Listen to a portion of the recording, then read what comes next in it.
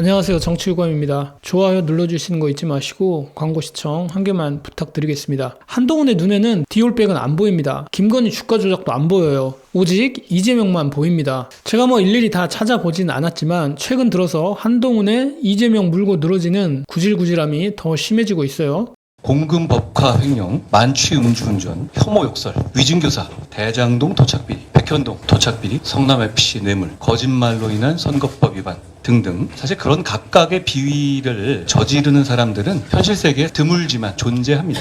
이재명 대표가 정말 놀라운 것은 이걸 다 한 사람이 했다는 겁니다. 이재명 대표 같은 분이 공천 신청을 했다면 국민의힘에서 절대로 공천받지 못할 것이라고 확신합니다. 한동훈이 이재명 대표를 걸고 넘어지면서 이걸 다 한 사람이 했다고 말했는데 저도 누가 했는지 모르겠지만 한 사람이 이거를 다 했다고 하더라고요. 누군지는 저도 몰라요. 태블릿 PC 조작, 특활비 횡령, 잉크가 어쩌고저쩌고 했다던가, 피의사실 유포, 검언 유착, 아파트 편법 증여, 건물 불법 증축, 출장비 법원이 공개하라는데 안 해, 정치 중립 위반, 딸 논문 특혜, 와이프가 차 사려고 위장 전입, 농지법 위반, 딸은 또 시간 여행하면서 봉사활동 시간 조작, 딸 논문 대필 등등 꿈에서 봤던 것 중에 기억나는 것만 대충 적은 거지 반도 얘기 못한 거예요. 여하튼 대통령이 해야 할 신년 기자회견을 이재명 대표가 대신 하니까 부러웠는지 치와와 마냥 칭얼댔는데 이해가 되더라고요. 자기가 모시는 대통령은 와이프 디올백 가방 질문 받을까봐 신년 기자회견도 못하고 KBS 프로그램에 나온다는데 이재명 대표는 기자회견 아주 깔끔하게 했거든요. 초라해지잖아. 가질 수 없다면 부셔버리겠어. 그런 마인드인지 모르겠지만 이재명 대표 기자회견에 대해서 짧게 소감을 말씀드리면, 먼저 경제 파탄으로 인한 민생의 어려움에 대해서, 두 번째 전쟁의 위험에 대해서 말씀하셨는데, 정부가 우리나라 곧 전쟁 날 판이에요 외치고 다니면 외국 투자자들이 우리나라에 관심을 가질 일이 없겠죠. 이어서 저출생, 민주주의의 위기, 크게 네 가지를 말씀하셨는데 저는 저출생 빼고 저출생의 근본적인 원인인 수도권 집중화 문제를 언급해 주셨으면 더 낫지 않았을까, 그런 생각도 잠깐 들었습니다. 저출생은 진짜 대한민국의 존폐와 직결되는 문제인데 국힘은 나라의 미래에는 관심이 없어요. 왜 그렇게 말하냐면 오히려 반대로 총선에서 표가 좀 되지 않을까 이런 생각에 수도권 집중을 가속화시키는 정책만 밀고 나가잖아요. 김포 서울 편입, 구리 등등 있었는데 한동훈이 심은하 남편 지상욱을 특위위원장에 앉히면서 김포 서울 편입을 다시 밀어붙이겠다는 보도가 나왔잖아요. 근데 이미 국민의힘 의원 보좌관이 이거 다 생구라라고 폭로했죠. 어쨌든 이재명 대표가 대통령이 할 일을 대신 하니까 윤석열이 기분 나빴는지 아니면 한동훈이 열등감을 느꼈는지 연일 왈왈거리고 있는데 저거는 떼쓰는 거라고 말씀드렸죠. 우리 이번 선거 한동훈 vs 이재명 구도로 치르고 싶은데 제발 나를 봐달란 말이야. 그런데 이재명 대표는 한동훈 쳐다도 안 봅니다.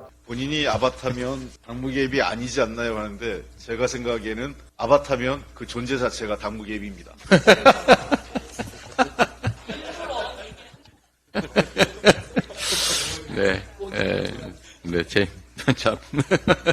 회의를 마치겠습니다.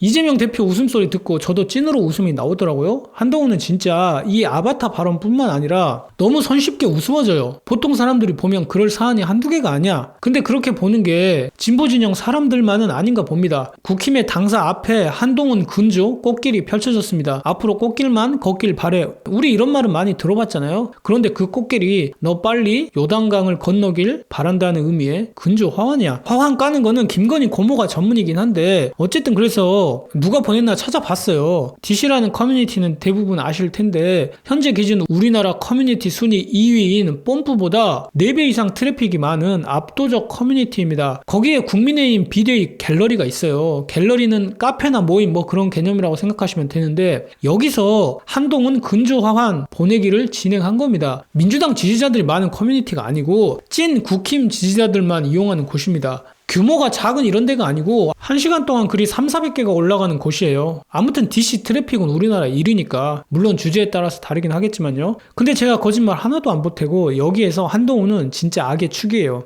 근조 화환을 보내면서 규탄 성명서도 냈는데 너무 재밌어서 읽어볼만 납니다. 좀 기니까 아주 짧게 추려서 말씀드리면 당에 보낸 지지를 개인의 인기로 착각하고 셀카만 찍고 다닌다. 20년 지기 윤석열이 사퇴하라 했다고 대놓고 말해서 공천 개입으로 민주당으로부터 고발당하게 만들었고 몰카 공작 피해자 김건희 공격하는 김경률은 왜 사퇴 안 시키냐. 또 경찰 동원해서 근조 화환 설치 못하게 했는데 우리는 동료 시민 아니냐. 물론 이재명 대표 욕도 많이 해요. 결론은 비대위 총사퇴입니다. 화환에 적힌 주옥 같은 글 몇 개 읽어보면 조선제일통수 좌동훈, 한동훈 개밥의 도토리, 무능한 비열한 배신한 좌파 대표 한동훈 비대위 한 달간 최대 업적, 당원들한테 근조 화환 받음, 여자 앞세운 하남자 좌연대 한율, 김건희 깠다는 얘기고 한동훈, 김경률 합쳐서 한율인 거죠. 공천 룰 얘기도 나오는데 2대 8이란 말이에요. 당원 2, 여론조사 8. 그러니까 이거 당원 비율 20%로 한 거는 좌파들한테 나라 넘기려고 이렇게 공천 룰 짰다. 마지막에 국민의힘 트로이 목마 비대위 총사퇴. 이 새끼들 똑똑하죠. 한동훈은 저 자리에 꼭 있어야 되는데 제가 다음 영상을 보고 한동훈 날라가겠구나 거의 확신을 했습니다. 제가 지지난 영상이었나요? 한동훈 비대위 체제로 총선 치를 것 같다라고 말씀드렸는데 제가 자료를 조사하다가 이 영상을 봤어요. 한번 보시죠.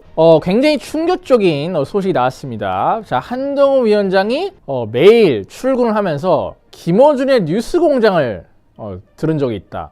들으면서 출근을 했다. 이런 어떤 폭로? 매일 아침 김어준 씨 뉴스 공장을 들으면서 출근했던 그랬다고 하더라고요. 한동훈 후보자의 가까운 지인에게 들었었는데 한동훈 후보자의 가까운 지인한테 들었는데 매일 출근을 하면서 김어준의 뉴스 공장을 들었다. 완전 어떻게 보면은 진성 좌파였던 거죠. 진성 좌파고 김어준의 그 방송을 들으면서 매일 들으면서 출근을 할 정도면은 그거는 일반적인 좌파도 아니죠, 사실. 굉장히 어떻게 보면 이념적으로 훈련이 된 그런 좌파라고 볼 수 있는데, 그러니까 이거는 거의 무능의 총집합체야. 이거는 이제는 하다가 사퇴 요구, 대통령실이 하지도 않은 사퇴 요구를 했다고 폭로를 해가지고 좌파들로 하여금 윤석열 대통령을 탄핵할 수 있는 명분을 만들어줬죠.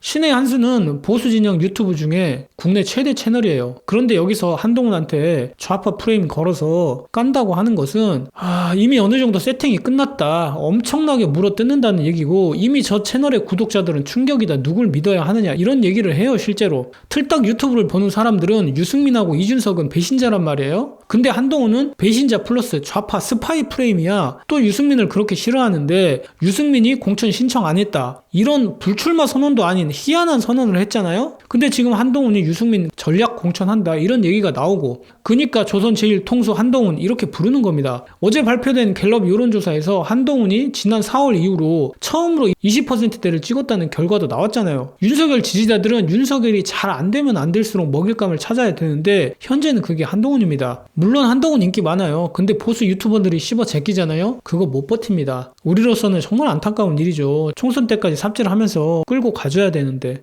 여러분들이 잘 모르고 계시는 와중에 저쪽은 상당히 심각한 상황이다. 지그들끼리 영혼의 맞다이를 까든 말든 내비두고 윤석열 한동훈이 핵심 관련자로 있는 손준성 고발사주 1심 유죄를 안 다루고 넘어갈 수가 없죠. 사건 내용 자체에 대해서는 자세히 다루지 않을게요. 다들 어느 정도 아시죠? 한 문장으로 정리를 하면 1심 판결이 나왔기 때문에 우선은 팩트예요. 총선은 10여일 앞두고 윤석열 최측근 손준성 검사가 고발장을 작성해서 김웅 당시 미래통합당 후보한테 줍니다. 고발장에서 볼 거는 누구를 무슨 죄로 고발하냐 이거잖아요. 최강욱, 유시민, 황희석, 뉴스타파, MBC 기자 등등 해서 총 11명이고요. 죄는 허위사실 유포, 명예훼손인데 그 피해를 입은 당사자가 윤석열, 한동훈, 김건희라는 거예요. 여기까지 사건 끝. 그러면 이제 제가 생각하는 이 고발사주의 핵심과 1심 결과에 대해서 쭉 설명을 드리면 우선은 손준성이 유죄를 받았는데 내심 뭔가 아쉽다. 그렇게 생각하는 이유가 남들하고 많이 다릅니다. 많은 분들은 손준성이 징역 1년이 나와서 형량이 아쉽다 그러는데 저는 어떻게 생각하냐면 뒤에서 자세히 설명드리겠지만 선거법 위반은 무죄가 나왔어요. 그 무죄의 이유가 뭐냐면 우선 이 고발사주의 핵심 성격 자체는 총선 앞두고 선거 결과에 영향을 미치려고 한 거잖아요. 그래서 공수처가 선거법 위반 혐의로도 기소를 했는데 중간에 들켰다는 거야. 실제로 고발이 미수에 그쳤기 때문에 선거에 영향을 미치지 않아서 무죄라는 겁니다. 근데 이거를 다르게 생각하면 어떻게 되느냐. 만약에 실제로 고발이 이루어졌으면 형량이 훨씬 늘어났을 테고 지금처럼 제3자가 있다, 기억이 안 난다 이런 개소리를 지금까지 해왔는데 그러기 쉽지 않았을 수도 있다.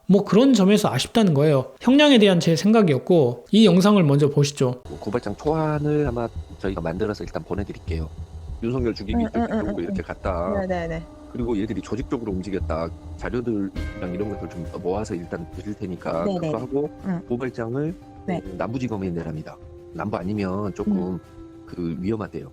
네. 너무 막 편하게 하면 안 되니까 그렇죠. 그래서 약간은 막 어. 이런데 어쩔 수 없이 받는 것처럼 하고 이런 거 있으면 왜 검찰이 먼저 인지수사 안 하고 왜 이러느냐 막 이런 식으로 하잖아요.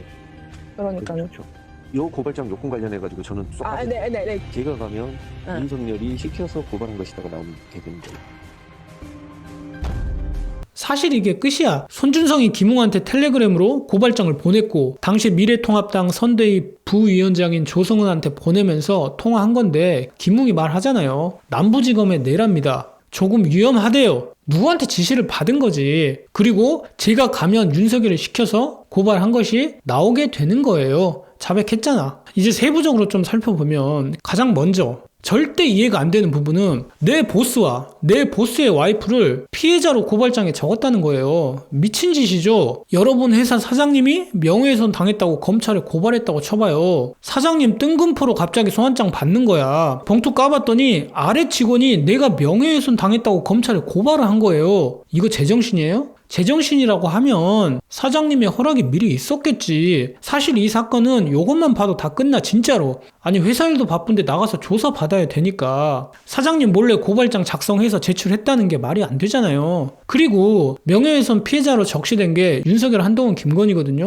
요 3명 조합이 굉장히 이상한 거예요. 지금은 뭐 당연하다 싶죠. 근데 2020년 4월 당시에는 지금처럼 이렇게 공동 운명체라고 볼만한 건 없었어요. 적어도 겉에서 보기에는. 윤석열은 조국 전 법무부 장관 털고 있었고 한동훈은 채널A 검은 유착으로 시끄럽고 김건희는 뉴스타파에서 도이치모터스 주가 조작 보도가 나왔고 근데 만약에 피해자가 윤석열, 한동훈이면 말이 돼. 조국 터는 검찰에 조직적으로 공격하는 세력이 있다. 뭐 말 되죠. 또 윤석열, 김건희가 피해자면 검찰총장 가족에 대한 음해로 또 이해가 돼. 근데 이 3명을 묶어놨단 말이야. 교집합이 윤석열이니까 이게 3명으로 묶일 수 있는 거예요. 그리고 앞서 들으신 녹취록의 주인공 김웅은 시당초 검찰이 기소를 안 했어요. 당시에 김웅은 민간인이었기 때문에 공수처가 검찰로 사건을 이첩해야 됐어요. 공수처가 김웅에 대해 기소 의견을 냈음에도 검찰이 기소를 안 한 겁니다. 검사 출신이기도 하고 오다를 다이렉트로 받은 당사자니까 보호를 해준 거죠.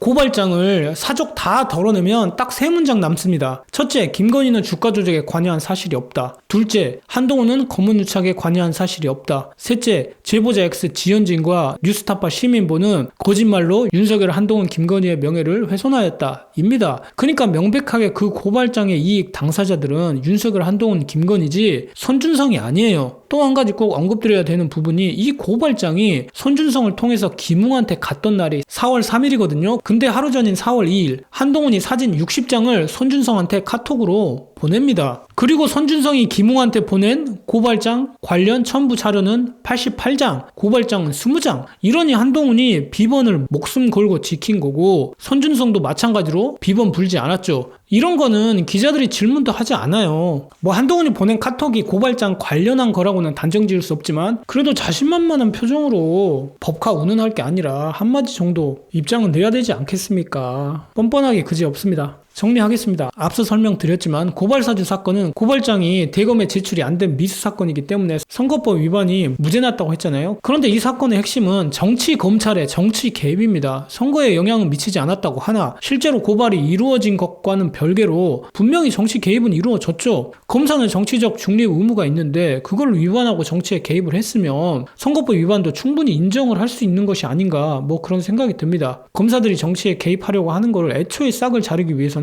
좀 더 엄격한 법 적용이 필요하지 않나. 오늘 내용은 여기까지고요. 저는 정치유감이었습니다.